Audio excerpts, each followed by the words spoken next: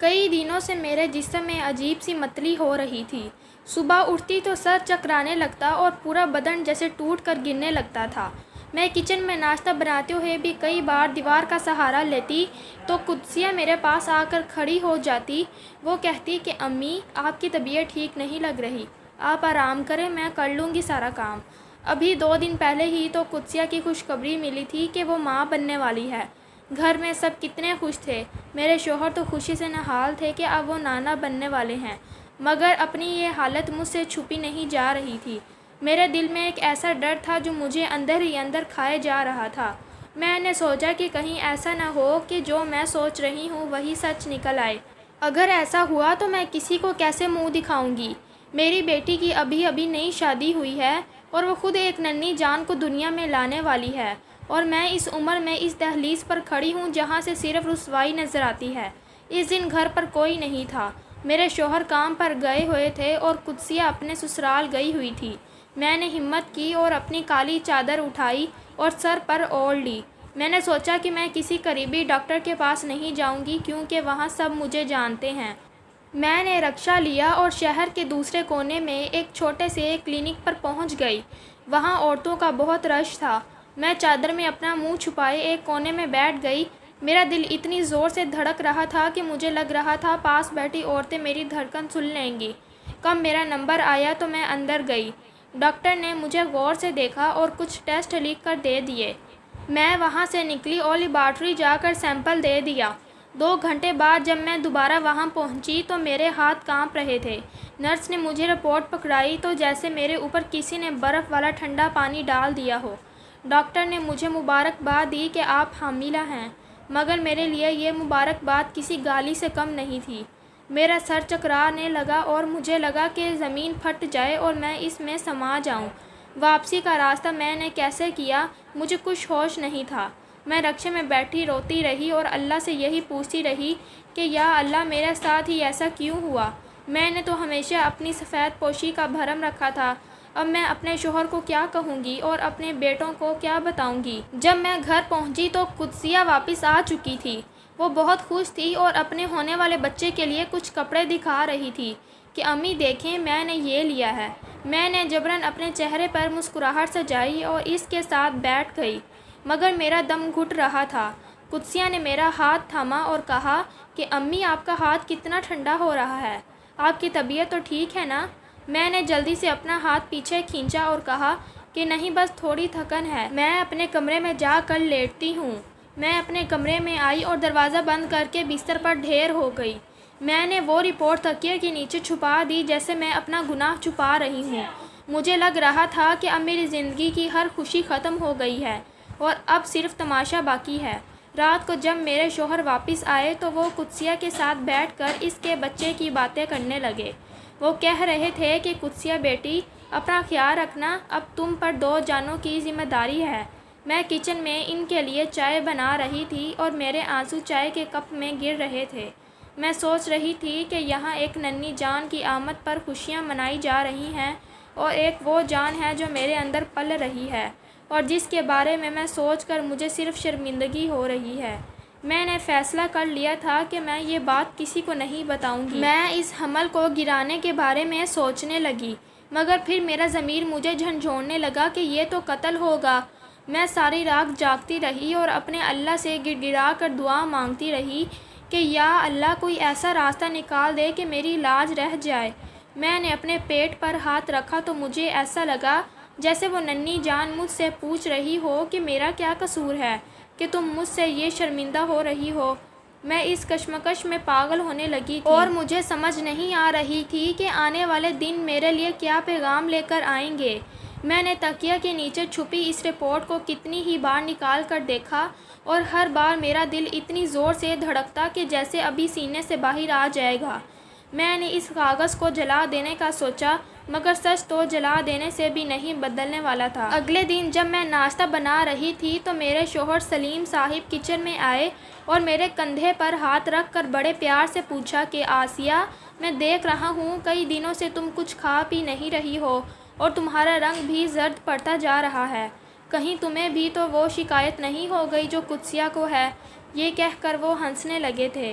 ان کا وہ مذاق میرے لیے کسی کوڑے سے کم نہیں تھا۔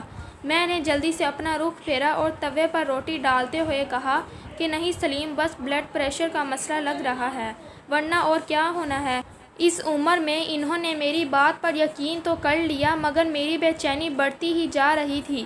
میں نے جان بوجھ کر ڈھیلے ڈھالے کپڑے پہننا شروع کر دیے تھے تاکہ کسی کی نظر میرے بدن میں ہونے والی تبدیلیوں پر نہ پڑے۔ دوپہر کے وقت سلیم صاحب نے سب کو ڈرائنگ روم میں بلایا اور کہنے لگے کہ دیکھو، اب قدسیہ کی ہاں بھی خوشخبری آ گئی ہے، تو میں چاہتا ہوں کہ اب بڑے بیٹے عدیل کا رشتہ بھی کر دیا جائے۔ میری ایک پرانی جان پہچان والے ہیں، ان کی بیٹی بہت سلجھی ہوئی ہے۔ میں نے سوچا ہے کہ کل ہم سب وہاں چلیں گے۔ عدیل تو شرما کر چلا گیا، مگر قدسیہ بہت خوش تھی۔ وہ میرے گلے لگ کر کہنے لگی کہ امی، کتنا مزہ آئے گا نا، گھر میں بھابھی بھی آ جائے گی اور میرے بچے کا کھیلنے کے لیے ایک ساتھی بھی ہوگا۔ میں نے جبراً مسکرا کر اسے دیکھا، مگر میرے ذہن میں صرف ایک ہی خوف تھا کہ اگر رشتہ دیکھنے گئے اور وہاں کسی سیاہ عورت کی نظر مجھ پر پڑ گئی تو وہ ایک لمحے میں میرا راز فاش کر دے گی۔ میں نے بہانے بنانے کی کوشش کی کہ میری طبیعت ٹھیک نہیں ہے، تم لوگ چلے جاؤ، مگر سلیم صاحب نہیں مانے۔ وہ کہنے لگے کہ لڑکے کی ماں کا جانا سب سے ضروری ہوتا ہے، تم نہیں جاؤ گی تو وہ کیا سوچیں گے۔ اگلے دن جب ہم رشتہ دیکھنے ان کے گھر پہنچے تو میرا حال برا تھا۔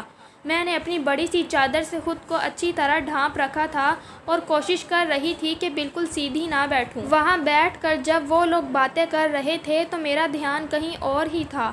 لڑکی کی ماں مجھ سے مخاطب ہوئی کہ آسیہ بہن، آپ اتنی خاموش کیوں ہیں؟ خیریت تو ہے نا؟ کہیں ہماری کوئی بات بری تو نہیں لگی؟ میں نے ہڑبڑا کر کہا کہ نہیں بہن، بس تھوڑا سر میں درد ہے۔ قدسیہ نے فوراً کہا کہ خالہ امی کی طبیعت کچھ دنوں سے ایسی ہی ہے، بس تھک جاتی ہیں جلدی۔ وہ عورت مسکرائی اور کہنے لگی کہ اس عمر میں عورت کو اپنا بہت خیال رکھنا چاہیے، اب تو آپ نانی بننے والی ہیں، اب آپ کو آرام کرنا چاہیے۔ ان کی اس بات پر وہاں بیٹھی سب عورتیں ہنسنے لگیں، مگر مجھے ایسا لگ رہا تھا جیسے وہ سب مجھ پر طنز کر رہی ہوں۔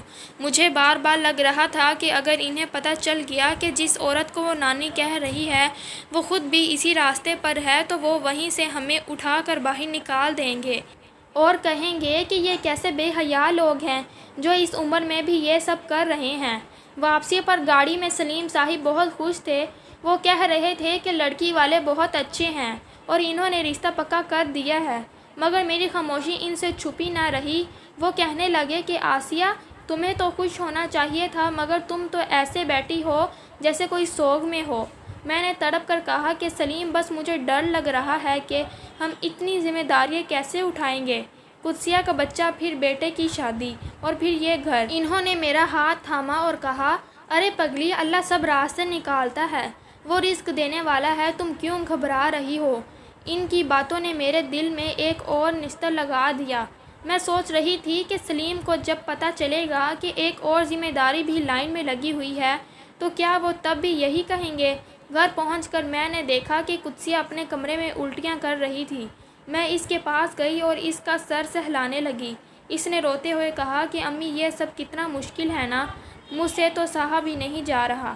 میں نے اسے سینے سے لگا لیا اور سوچا کہ بیٹی، تمہیں تو سب ہمدردی دے رہے ہیں، سب تمہارا خیال رکھ رہے ہیں، مگر میں جس کرب سے گزر رہی ہوں اس کا تو میں ذکر بھی نہیں کر سکتی۔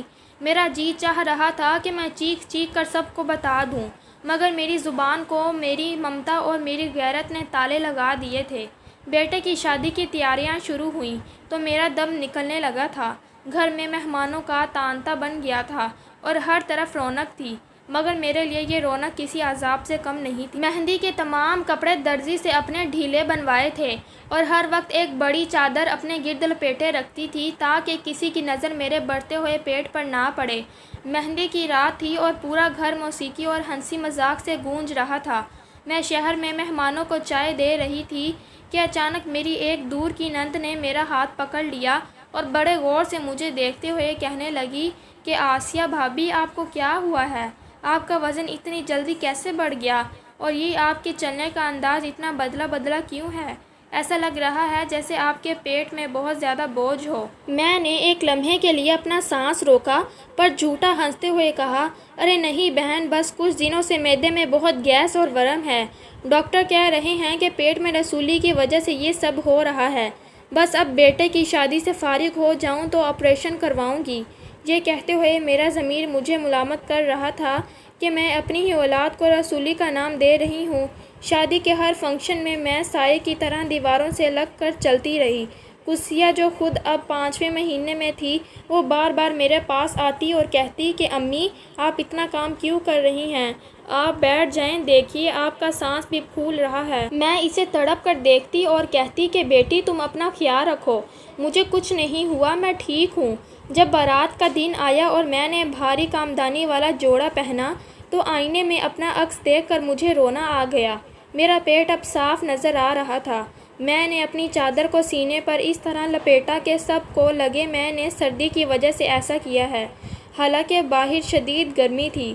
محلے کی عورتیں آپس میں خسر پھسر کر رہی تھیں کہ آسیہ کو دیکھو، اتنی گرمی میں بھی چادر نہیں اتار رہی، خدا جانے اسے کون سی ایسی بیماری لگ گئی ہے جو یہ سب سے چھپا رہی ہے۔ میں نے ان کی باتیں انسنی کر دی، مگر میرا دل خون کے آنسو رو رہا تھا کہ سب خوشیاں منا رہے ہیں اور میں اپنی ہی رسوائی کے خوف میں گھٹی جا رہی ہوں۔ عدیل کی دلہن جب گھر آئی تو میری پریشانی میں مزید اضافہ ہو گیا۔ بہو سدرا بہت ہی ہوشیار اور تیز نظروں والی لڑکی تھی۔ اس کے آتے ہی گھر کے کاموں میں ہاتھ بٹانا شروع کر دیا۔ ایک دن جب میں کچن میں جھک کر کچھ اٹھانے لگی تو مجھے شدید تکلیف ہوئی اور میرے منہ سے ہائے نکل گئی۔ سدرا وہیں کھڑی تھی۔ اس نے لپک کر مجھے سہارا دیا اور اس کا ہاتھ انجانے میں میرے پیٹ سے ٹکرا گیا۔ وہ ایک پل کے لیے ٹھٹک گئی اور اس کی نظریں میرے چہرے پر جم گئیں۔ اس کی آنکھوں میں وہ سوال تھا جس کا جواب میرے پاس نہیں تھا۔ میں نے جلدی سے اپنا پلو سنبھالا اور وہاں سے بھاگ کھڑی ہوئی۔ میں اپنے کمرے میں آ کر دروازہ بند کر کے بیٹھ گئی۔ میرا دل اتنی زور سے دھڑک رہا تھا کہ مجھے لگا میں ابھی بے ہوش ہو جاؤں گی۔ اب تو گھر میں بہو بھی آ گئی تھی۔ اب میں یہ راز کب تک اور کیسے چھپاؤں گی؟ قدسیہ کا 6واں مہینہ چل رہا تھا اور میرا بھی یہی حال تھا۔ ہم دونوں ماں بیٹی ایک ہی گھر میں ایک ہی کیفیت سے گزر رہے تھے، مگر دنیا کی نظر میں صرف قدسیہ ہی اس نعمت کی حقدار تھی۔ وقت کسی کے لیے نہیں رکتا اور دن مہینوں میں بدلتے چلے گئے۔ سلیم صاحب اپنی خوشی میں مگن تھے۔ وہ روز قدسیہ کے لیے پھل اور طاقت کی دوائیاں لاتے اور مجھ سے کہتے کہ آسیہ تم بھی یہ کھاؤ، تمہاری رسولی کا درد شاید اس سے کم ہو جائے۔ مجھے ان کی سادگی پر رونا آتا تھا کہ وہ جسے بیماری سمجھ رہے تھے وہ ان کا اپنا خون تھا۔ میں نے آج تک کسی کو سچ نہیں بتایا تھا کیونکہ کوئی اس بارے میں سوچ بھی نہیں سکتا تھا کہ ایک شادی شدہ بیٹی اور جوان بیٹوں کی ماں اس عمر میں یہ سب کر سکتی ہے۔ میں نے اپنی ممتا کو ایک گناہ کی طرح چھپا کر رکھا تھا۔ راتوں کو جب بچہ میرے اندر حرکت کرتا تو میں اسے سہلانے کی بجائے اپنے پیٹ کو کپڑے سے زور سے باندھ دیتی تاکہ وہ باہر نہ نکلے۔ اس درد اور اس شرم نے مجھے ایک زندہ لاش بنا دیا تھا۔ سدرا اور قدسیہ اکثر آپس میں باتیں کرتی اور مجھے دیکھ کر خاموش ہو جاتی۔ مجھے پتہ تھا کہ انہیں شک ہو چکا ہے، مگر وہ زبان پر لانے سے ڈرتی تھی کہ کہیں یہ اتنی بڑی بات غلط نہ نکل آئے اور گھر کا سکون برباد نہ ہو جائے۔ وقت گزرنے کے ساتھ ساتھ میرا خوف ایک ایسی خاموش دہشت میں بدل گیا تھا جو مجھے ہر لمحہ اندر ہی اندر نگل رہی تھی۔ سلیم صاحب اب پہلے کی طرح خاموش نہیں رہے تھے۔ وہ روز دفتر سے آتے ہی میری طرف ایسی نظروں سے دیکھتے جیسے وہ میری خاموش کی دیوار کو توڑنا چاہتے ہوں۔ ایک دن صبح سویرے میں کچن میں ناشتہ بنا رہی تھی کہ اچانک مجھے چکر آ گیا اور میں نے گرتے گرتے سنک کا سہارا لیا۔ سلیم صاحب وہیں کھڑے تھے۔ انہوں نے میرا بازو مضبوطی سے پکڑا اور غصے سے بولے کہ بس آسیہ بہت ہو گیا، میں پچھلے کئی مہینوں سے تمہاری یہ حالت دیکھ رہا ہوں۔ تم اسے رسولی کہتی ہو مگر یہ کیسے رسولی ہے جو تمہیں دن بہ دن نہال کر رہی ہے۔ آج میں دفتر نہیں جاؤں گا اور ابھی اسی وقت تمہیں ڈاکٹر کے پاس لے کر جاؤں گا۔ میں نے تھر تھر کانپتے ہاتھوں سے ان کی منت کی کہ سلیم صاحب میں ٹھیک ہوں، آپ پلیز ضد نہ کریں، میں کل چلی جاؤں گی قدسیہ کے ساتھ۔ مگر وہ آج کسی کی سننے کو تیار نہیں تھے۔ انہوں نے اونچی آواز میں عدیل کو پکارا اور کہا کہ گاڑی نکالو۔ میں نے اپنی چادر میں خود کو لپیٹا اور سسکیاں بھرتے ہوئے گاڑی میں جا بیٹھی۔ میرا جی چاہ رہا تھا کہ راستے میں کہیں گاڑی کا دروازہ کھول کر باہر چھلانگ لگا دوں۔ ہسپتال پہنچ کر جب سلیم صاحب مجھے لیڈی ڈاکٹر کے کمرے کی طرف لے جا رہے تھے تو مجھے ایسا لگ رہا تھا جیسے وہ مجھے پھانسی کے پھندے کی طرف لے جا رہے ہوں۔ ڈاکٹر نے مجھے میڈیکل ٹیبل پر لیٹنے کو کہا اور سلیم صاحب کو باہر انتظار کرنے کو کہا۔ ڈاکٹر نے میرے پیٹ پر ہاتھ رکھا اور وہ ایک پل کے لیے رکی اور پھر اس نے مجھے عجیب سی نظروں سے دیکھا۔ اس نے نرس سے الٹرا ساؤنڈ کی مشین تیار کرنے کو کہا۔ میرا پورا بدن پسینے میں شرابور تھا۔ جب اس نے مانیٹر کی طرف دیکھا تو اس کے چہرے پر ایک مسکراہٹ آئی اور وہ باہر جا کر سلیم صاحب کو اندر بلانے لگی۔ سلیم صاحب کے چہرے پر پریشانی کے بادل تھے۔ ڈاکٹر نے مانیٹر کی طرف اشارہ کیا اور کہنے لگی کہ سلیم صاحب مبارک ہو۔ آپ جس رسولی سے ڈر رہے تھے وہ رسولی نہیں ہے بلکہ آپ کے یہاں اللہ کی رحمت آنے والی ہے، اور ماشاءاللہ 7واں مہینہ چل رہا ہے، بچہ بالکل تندرست ہے۔ یہ سننا تھا کہ کمرے میں جیسے سکوت طاری ہو گیا۔ سلیم صاحب کے چہرے کا رنگ پہلے سفید پڑا اور پھر شرمندگی سے سرخ ہو گیا۔ انہوں نے ایک نظر مانیٹر پر پڑتی اس ننھی سی حرکت کو دیکھا اور پھر نظریں جھکا لیں۔ ڈاکٹر شاید ہماری عمر اور بچوں کے بارے میں نہیں جانتی تھی، اس لیے وہ مسلسل مبارکباد دیے جا رہی تھی، مگر ہم دونوں کے لیے وہ کمرہ ایک جیل بن گیا تھا۔ ہسپتال سے واپسی کا سفر ہم نے بالکل خاموشی میں طے کیا۔ سلیم صاحب نے گاڑی کی کھڑکی سے باہر نظریں جما رکھی تھی اور میں پچھلی سیٹ پر بیٹھی اپنے آنسوؤں کو چادر کے پلو سے صاف کر رہی تھی۔ گھر کے قریب پہنچ کر انہوں نے گاڑی روکی اور میری طرف مڑے بغیر بہت دھیمی اور بھاری آواز میں بولے کہ آسیہ، تم نے یہ سب مجھ سے کیوں چھپایا؟ کیا تمہیں مجھ پر بھروسہ نہیں تھا؟ میں نے روتے ہوئے کہا کہ سلیم صاحب، میں آپ کو کیا بتاتی؟ قدسیہ کے حمل کی خبر ملنے کے بعد میں یہ کیسے کہتی کہ میں بھی اسی حال میں ہوں؟ مجھے لگا کہ سب میرا تماشا بنائیں گے۔ وہ ایک گہری سانس لے کر بولے کہ تماشا تو اب بنے گا جب لوگوں کو پتہ چلے گا کہ عدیل کی شادی کے باعث اس گھر میں سب ہو رہا ہے، مگر اب جو ہونا تھا وہ ہو گیا۔ انہوں نے میرا ہاتھ تھاما اور کہا کہ دیکھو آسیہ، اب ہم کسی کو سچ نہیں بتائیں گے۔ میں سب سے یہی کہوں گا کہ ڈاکٹر نے بتایا ہے کہ یہ پانی کی تھیلی ہے اور اس کا علاج چل رہا ہے۔ جب تک ممکن ہوا ہم اس بات کو چھپائیں گے تاکہ قدسیہ اور عدیل کی زندگی میں کوئی تلخی نہ آئے۔ میں نے ان کی بات سن کر تھوڑا سکون محسوس کیا کہ چلو اب میں اس بوجھ کو اٹھانے میں اکیلی نہیں تھی، مگر اب مسئلہ یہ تھا کہ کیا ہم اس حقیقت کو ان دیواروں کے اندر قید رکھ پائیں گے؟ گھر پہنچ کر جب قدسیہ اور سدرا نے پوچھا کہ ڈاکٹر نے کیا کہا تو سلیم صاحب نے بڑے اعتماد سے جھوٹ بولا کہ ڈاکٹر نے کچھ دوائیاں لکھی ہیں اور کہا ہے کہ یہ ورم ہے جو وقت کے ساتھ ٹھیک ہو جائیں گے، آپریشن کی ضرورت نہیں ہے۔ میں نے دیکھا کہ سدرا نے ایک مشکوک نظر مجھ پر ڈالی مگر وہ کچھ نہیں بولی۔ اب سلیم صاحب میرا بہت خیال رکھنے لگے تھے۔ وہ چھپ کر میرے لیے ایسی چیزیں لاتے جو میری صحت کے لیے اچھی ہوں، مگر ہمارا ایک دوسرے کا سامنا کرنا اب بھی مشکل تھا۔ جب بھی ہم اکیلے ہوتے ایک خاموش شرمندگی ہمارے درمیان حائل رہتی۔ میں راتوں کو اٹھ کر اپنے پیٹ پر ہاتھ رکھتی تو مجھے ڈر لگتا کہ جب یہ بچہ دنیا میں آئے گا تو میں اسے قدسیہ کے بچے کے سامنے کیسے لاؤں گی۔ میں نے اپنے رب سے ایک ہی دعا کی کہ یا اللہ، بس میری لاج رکھ لینا۔ اب تو میرا شوہر بھی اس راز میں میرا شریک تھا، مگر قدرت کا لکھا ہوا کوئی بدل نہیں سکتا تھا، اور وہ وقت اب قریب تھا جب یہ دیواریں بھی اس سچ کو چھپا نہیں پائیں گی۔ ہم میاں بیوی نے اس سچ کو ایک بھاری پتھر کی طرح اپنے سینے پر دبا رکھا تھا، لیکن جھوٹ کی عمر کتنی ہی لمبی کیوں نہ ہو، سچ اسے ایک دن جڑ کے اکھاڑ پھینکتا ہے۔ ایک رات جب گھر کے سب لوگ سو چکے تھے، میں اور سلیم صاحب کمرے میں بیٹھے دبی دبی آواز میں یہی بات کر رہے تھے کہ اب 9واں مہینہ شروع ہونے والا ہے اور ہسپتال جانے کی تیاری کیسے ہوگی۔ سلیم صاحب پریشان تھے اور کہہ رہے تھے کہ آسیہ، میں کسی دور کے ہسپتال میں تمہارا داخلہ کروا دوں گا، کسی کو کانوں کان خبر نہیں ہوگی۔ میں بس رو رہی تھی اور کہہ رہی تھی کہ سلیم صاحب، اگر قدسیہ کو پتہ چل گیا تو وہ کیا سوچے گی کہ اس کی ماں اس عمر میں یہ سب کر رہی ہے۔ ہم اس بحث میں مشغول تھے کہ اچانک کمرے کا دروازہ دھڑ سے کھلا اور سامنے میرا بیٹا عدیل کھڑا تھا۔ اس کے چہرے پر ایسی حیرت اور صدمہ تھا کہ میں بیان نہیں کر سکتی تھی۔ اس کے پیچھے سدرا بھی کھڑی تھی، شاید وہ دونوں باہر سے ہماری سب باتیں سن چکے تھے۔ عدیل کی آنکھوں میں غصہ اور شرمندگی صاف نظر آ رہی تھی۔ وہ چیخ کر بولا کہ ابو، یہ سب میں کیا سن رہا ہوں؟ کیا امی واقعی اس حال میں ہیں؟ کیا آپ لوگوں کو ذرا بھی ہم پر خیال نہیں آیا کہ دنیا ہمیں کیا کہے گی؟ میرے پیروں تلے سے زمین نکل گئی اور میں نے اپنی چادر میں خود کو سمیٹ لیا۔ میرا جی چاہ رہا تھا کہ زمین پھٹ جائے اور میں اس میں سما جاؤں۔ عدیل کا شور سن کر دوسرے کمرے سے چھوٹا بیٹا بھی آ گیا اور پورا گھر وہیں جمع ہو گیا۔ سلیم صاحب سر جھکائے کرسی پر بیٹھ گئے اور میں دیوار سے لگ کر پھوٹ پھوٹ کر رونے لگی۔ سدرا نے آگے بڑھ کر عدیل کو خاموش کروانے کی کوشش کی مگر وہ قابو میں نہیں تھا۔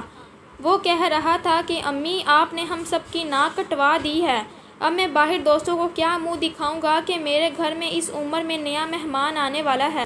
سلیم صاحب نے پہلی بار ہمت جمع کی اور بلند آواز میں کہا کہ بس کرو عدیل، یہ اللہ کی دین ہے اور ہم نے کوئی گناہ نہیں کیا، اس میں شرم کیسی؟ مگر گھر کا ماحول ایسا ہو گیا تھا کہ جیسے کسی نے ہم پر تیزاب پھینک دیا ہو۔ ہر کوئی خاموش تھا اور ان کی نظریں مجھ پر نستر کی طرح چبھ رہی تھی۔ میں شرم سے پانی پانی ہو رہی تھی اور سوچ رہی تھی کہ جس دن کا مجھے ڈر تھا وہ آ چکا ہے۔ اب میری سفید پوشی کا بھرم ٹوٹ گیا ہے۔ بہو کی نظروں میں جو تحقیر تھی وہ مجھے جیتے جی مار رہی تھی۔ ابھی یہ ہنگامہ جاری تھا کہ اچانک سلیم صاحب کا فون بجنے لگا۔ یہ قدسیہ کے شوہر کی کال تھی۔ سلیم صاحب نے کانپتے ہاتھوں سے فون اٹھایا تو دوسری طرف سے ان کی داماد کی گھبرائی ہوئی آواز آئی کہ ابا جلدی ہسپتال پہنچیں، قدسیہ کی حالت بہت زیادہ بگڑ گئی ہے، ڈاکٹر کہہ رہے ہیں کہ ایمرجنسی آپریشن کرنا پڑے گا۔ یہ سنتے ہی گھر میں مچا ہوا شور ایک دم تھم گیا اور سب کی توجہ قدسیہ کی طرف چلی گئی۔ سلیم صاحب نے عدیل سے کہا کہ جلدی گاڑی نکالو، ہمیں ابھی نکلنا ہے۔ میں بھی اپنی تکلیف اور شرم بھول کر قدسیہ کے لیے تڑپ اٹھی۔ میں نے اپنی چادر سنبھالی اور گاڑی کی طرف بھاگی۔ عدیل جو ابھی مجھے برا بھلا کہہ رہا تھا اب وہ چپ چاپ گاڑی چلا رہا تھا مگر اس کے چہرے کی سختی بتا رہی تھی کہ وہ ابھی تک ہمیں معاف نہیں کر سکا۔ ہسپتال کے راستے میں میرا دل مسلسل ڈوب رہا تھا۔ میں ایک طرف اپنی بیٹی کے لیے دعا کر رہی تھی اور دوسری طرف میرے اپنے بدن میں اب ہلکا ہلکا درد شروع ہو چکا تھا مگر میں نے کسی کو نہیں بتایا۔ ہسپتال پہنچے تو وہاں کا منظر بہت خوفناک تھا۔ قدسیہ کے سسرال والے وارڈ کے باہر پریشانی میں ٹہل رہے تھے۔ ڈاکٹر نے بتایا کہ قدسیہ کا بلڈ پریشر بہت زیادہ بڑھ گیا ہے اور بچے کی دھڑکن کم ہو رہی ہے، ہمیں فوری طور پر آپریشن کرنا ہوگا۔ سلیم صاحب نے دستخط کیے اور قدسیہ کو اسٹریچر پر لٹا کر آپریشن تھیٹر میں لے جایا گیا۔ میں وہیں باہر بینچ پر بیٹھ گئی اور میرا پورا وجود پسینے میں شرابور ہو گیا۔ درد کی لہریں اب تیز ہو رہی تھیں۔ سدرا نے میری طرف دیکھا اور شاید وہ سمجھ گئی کہ میری حالت بھی ٹھیک نہیں ہے۔ اس نے میرا ہاتھ تھاما اور دبی آواز میں پوچھا کہ امی کیا آپ کو بھی درد ہو رہا ہے؟ میں نے بس خاموشی سے سر ہلایا کیونکہ میرے پاس الفاظ نہیں تھے۔ ایک طرف میری بیٹی زندگی اور موت کی جنگ لڑ رہی تھی اور دوسری طرف میرے اپنے وجود میں ایک نئی زندگی انگڑائیاں لے رہی تھی اور ہم سب کے لیے ایک ایسی آزمائش بن گئی تھی جس کا انجام کوئی نہیں جانتا تھا۔ آپریشن تھیٹر کے باہر کی راہداری میں ایک ایسی عجیب سی خاموشی چھپائی ہوئی تھی جس میں صرف ہسپتال کی مشینوں کی بیپ بیپ سنائی دے رہی تھی۔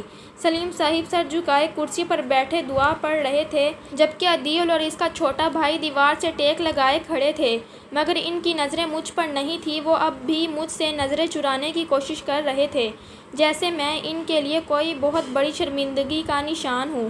میرے بدن میں درد کی لہریں اب تابتار سے اٹھ رہی تھی، ایسا لگ رہا تھا جیسے کوئی میرے اندر کی ہڈیوں کو توڑ رہا ہو مگر میں نے اپنے ہونٹوں کو دانتوں تلے دبا کر رکھا تھا تاکہ میرے منہ سے کوئی سسکی نہ نکلے۔ ایک طرف میری بیٹی زندگی اور موت کی کشمکش میں تھی اور دوسری طرف میرا اپنا بچہ دنیا میں آنے کے لیے بے چین تھا۔ میں نے سدرا کا ہاتھ زور سے جکڑا تو اس نے گھبرا کر میری طرف دیکھا اور پھر خاموشی سے سلیم صاحب کو اشارہ کیا۔ سلیم صاحب نے جب میری حالت دیکھی تو وہ سب کچھ بھول کر میری طرف لپکے اور نرس کو آوازیں دینے لگے۔ ابھی مجھے دوسرے وارڈ میں منتقل کیا ہی جا رہا تھا کہ آپریشن تھیٹر کا دروازہ کھلا اور ڈاکٹر باہر نکلی۔ اس کے چہرے پر چھائی ہوئی اداسی ہم سب کے دلوں کی دھڑکنیں روک دی۔ سلیم صاحب نے آگے بڑھ کر پوچھا کہ ڈاکٹر صاحبہ میری بیٹی کیسی ہے؟ ڈاکٹر نے ایک لمبی آہ بھری اور بہت دھیمی آواز میں کہا کہ ہم قدسیہ کو تو بچانے میں کامیاب ہو گئے مگر افسوس کہ بچہ نہیں بچ سکا، وہ مردہ پیدا ہوا ہے۔ یہ سننا تھا کہ قدسیہ کی سانس نے وہیں رونا پیٹنا شروع کر دیا اور سلیم صاحب جیسے پتھر کے ہو گئے۔ عدیل نے اپنا سر دیوار سے مارا اور میں جو پہلے ہی ڈر سے نڈھال تھی مجھے ایسا لگ رہا تھا جیسے کائنات رک گئی ہو۔ میری معصوم قدسیہ جس نے کتنے ہی ارمانوں سے ننھے کپڑے سیے تھے اس کی گود اجڑ چکی تھی۔ میرا اپنا درد اب اس دکھ کے سامنے کچھ بھی نہیں تھا۔ مجھے لیبر روم میں لے جایا گیا جہاں میرا ذہن صرف قدسیہ کے گرد گھوم رہا تھا۔ مجھے نرسوں کی آوازیں دور سے آتی محسوس ہو رہی تھیں اور تھوڑی ہی دیر بعد ایک ننھی سی بچی کے رونے کی آواز نے پورے کمرے کو بھر دیا۔ نرس نے بچہ میرے پاس لایا اور کہا کہ مبارک ہو، آپ کے یہاں بیٹا ہوا ہے، مگر میں نے اس کی طرف دیکھنے کے بجائے اپنی آنکھیں بند کر لیں۔ میرے کانوں میں قدسیہ کی وہ چیخنے کی آوازیں گونج رہی تھی جو وہ ہوش میں آنے کے بعد مارنے والی تھی۔ اگلی صبح جب قدسیہ کو ہوش آیا تو اس نے پہلا سوال یہی کیا کہ میرا بچہ کہاں ہے؟ اسے صدمے سے بچانے کے لیے پہلے تو سب خاموش رہے، مگر جب وہ پاگلوں کی طرح اٹھنے کی کوشش کرنے لگی تو سلیم صاحب نے روتے ہوئے اسے بتایا کہ بیٹی اللہ کو یہی منظور تھا۔ قدسیہ نے وہیں چیخیں مارنا اور تکیے پر سر رکھ کر رونے لگی۔ وہ کہہ رہی تھی کہ میں گھر خالی ہاتھ کیسے جاؤں گی؟ میں نے اپنے بچے کے لیے کیا کیا نہیں سوچا تھا۔ اس کا رونا مجھ سے دیکھا نہیں جا رہا تھا۔ میں جو دوسرے بیڈ پر لیٹی تھی، میں نے سلیم صاحب کو اشارہ کیا کہ وہ میرے قریب آئیں۔ جب وہ پاس آئے تو میں نے ان کا ہاتھ تھام کر دوی آواز میں کہا کہ سلیم صاحب، میں نے فیصلہ کر لیا ہے، میرا بیٹا قدسیہ کو دے دیں، اسے کبھی پتہ نہ چلنے دیں کہ یہ میرا بچہ ہے۔ اسے بتائیں کہ ڈاکٹروں سے غلطی ہوئی تھی اور اس کا بچہ زندہ ہے۔ سلیم صاحب نے حیرت سے مجھے دیکھا اور کہا کہ آسیہ، تم یہ کیا کہہ رہی ہو؟ اپنی ممتا کو کیسے قربان کرو گی؟ میں نے روتے ہوئے کہا کہ سلیم صاحب، میں تو ویسے بھی اس بچے کو دنیا سے چھپاتی پھر رہی تھی، لیکن میری بیٹی کی زندگی کا سوال ہے، میں اسے جیتے جیتے مرتے نہیں دیکھ سکتی۔ سلیم صاحب نے عدیل اور ڈاکٹر سے مشورہ کیا۔ پہلے تو ڈاکٹر راضی نہیں تھے، مگر ہماری خاندانی صورتحال اور قدسیہ کی بڑھتی ہوئی دماغی حالت دیکھ کر وہ اس خاموشی تبدیل پر تیار ہو گئے۔ عدیل جو کل تک مجھ سے نفرت کر رہا تھا، اس نے جب میری اس قربانی کے بارے میں سنا تو وہ میرے قدموں میں بیٹھ گیا اور وہ پھوٹ پھوٹ کر رونے لگا۔ وہ کہہ رہا تھا کہ امی مجھے معاف کر دیں، میں آپ کو کتنا غلط سمجھتا رہا، مگر آپ نے تو اپنی ممتا ہی وار دی۔ جب وہ ننھا بچہ قدسیہ کی گود میں رکھا گیا تو اس کے چہرے پر جو سکون اور چمک آئی، اسے دیکھ کر میرے کلیجے میں پڑنے والی ٹھنڈک نے سارے دکھ بھلا دیے۔ قدسیہ اسے سینے سے لگا کر چوم رہی تھی اور کہہ رہی تھی کہ دیکھو امی، میرا بیٹا بالکل آپ پر گیا ہے۔ میں دور سے بیٹھی مسکرا رہی تھی، مگر میری آنکھوں نے آنسو بہہ رہے تھے۔ یہ وہ آنسو تھے جن میں اب شرمندگی نہیں بلکہ ایک عجیب سا فخر تھا کہ میں نے اپنی بیٹی کے اجڑے ہوئے آنگن کو ایک بار پھر ہرا کر دیا۔ ہسپتال سے واپسی پر گھر کا نقشہ ہی بدلا ہوا تھا۔ اب کوئی طنز نہیں تھا، کوئی چھپی ہوئی باتیں نہیں تھی۔ سب جانتے تھے کہ یہ بچہ میرا ہے، مگر سب نے اس سچ کو قدسیہ کی خاطر اپنے سینوں میں دفن کر لیا تھا۔ محلے والے جب ملنے آئے تو وہ کہہ رہے تھے کہ دیکھو قدسیہ کا بیٹا کتنا پیارا ہے اور آسیہ کی طبیعت بھی اب ٹھیک ہو گئی ہے۔ اللہ کی کیا مسلط تھی کہ قدسیہ کی ماں کے پیٹ میں جو ورم تھا وہ بھی ختم ہو گیا۔ سلیم صاحب میری طرف دیکھ کر مسکراتے تو میں سمجھ جاتی کہ وہ کیا سوچ رہے ہیں۔ میرا بیٹا میرا نواسہ بن کر میرے گھر میں کھیل رہا تھا۔ قدسیہ اسے اپنا دودھ پلاتی اور اسے لوری سناتی تو مجھے تھوڑی دیر کے لیے ایک ٹیسی محسوس ہوتی، مگر پھر جب میں اس کی خوشی دیکھتی تو میرا دل اللہ کا شکر ادا کرتا کہ اس نے میری رسوائی کو میری بیٹی کی خوشی میں بدل دیا تھا۔ عدیل اور سدرا میرا بہت احترام کرتے تھے، کیونکہ وہ جانتے تھے کہ اس گھر کی لاج بچانے کے لیے میں نے کتنی بڑی قیمت چکائی ہے۔ واقعی اللہ کی ہر بات میں کوئی نہ کوئی مسلط چھپی ہوتی ہے جو ہمیں وقت آنے پر ہی سمجھ آتی ہے۔ اگر آپ کو یہ ویڈیو پسند آئی ہو تو ویڈیو کو لائک اور چینل کو سبسکرائب لازمی کریں۔ تب تک کے لیے اجازت دیں۔ اللہ حافظ۔ شکریہ۔